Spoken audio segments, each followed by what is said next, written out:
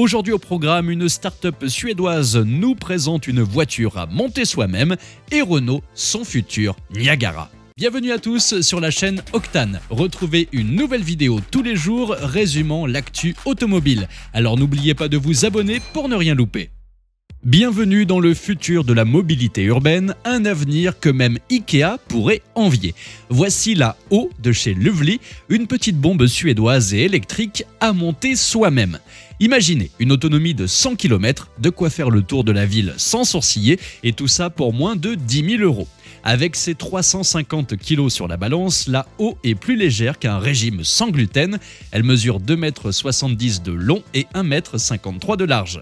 Le coffre, quant à lui, peut contenir 260 litres, ce qui pour le coup est loin d'être ridicule pour une voiture grande comme une poche arrière de jean. Pour couronner le tout, elle vous propulse jusqu'à 90 km/h.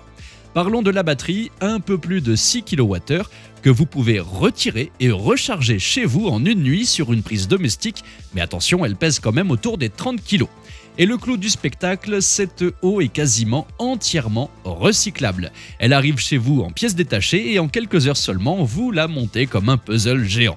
Alors est-ce que Lovely va nous livrer cette petite merveille en France? Ça, c'est encore un mystère à résoudre. Dites-moi d'ailleurs dans les commentaires ce que vous pensez de cet objet roulant.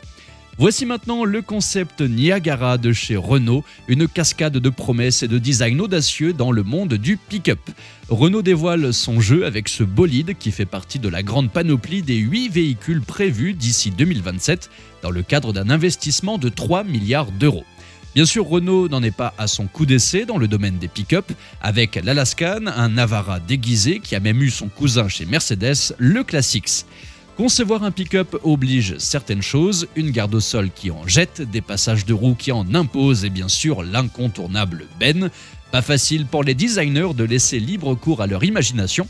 Cependant, l'équipe de chez Renault s'est amusée avec le Niagara, lui donnant des airs de bolide participant au Dakar. Il en conserve les grandes lignes du nouveau design Renault, mais il s'offre une signature lumineuse complexe qui lui est propre. Reste à voir ce qui survivra jusqu'à la version de série de ce colosse de 4,90 m de long, avec un empattement frôlant les 3 mètres. En ce qui concerne le moteur, Renault reste un peu mystérieux. Toutefois, le Niagara confirme l'arrivée d'une nouvelle motorisation hybride dans la gamme. À l'avant, on parle d'un moteur thermique épaulé par un système de micro-hybridation en 48 volts et une transmission intégrale avec un moteur électrique à l'arrière. Malheureusement, il semblerait qu'avec le durcissement annoncé du malus en 2024 en France, ce géant n'aura probablement pas l'occasion de faire rugir son moteur sur nos routes françaises. Et vous, seriez-vous prêt à acheter une voiture à monter soi-même, entièrement recyclable, offrant 100 km d'autonomie et 90 km/h en pointe pour environ 10 000 €?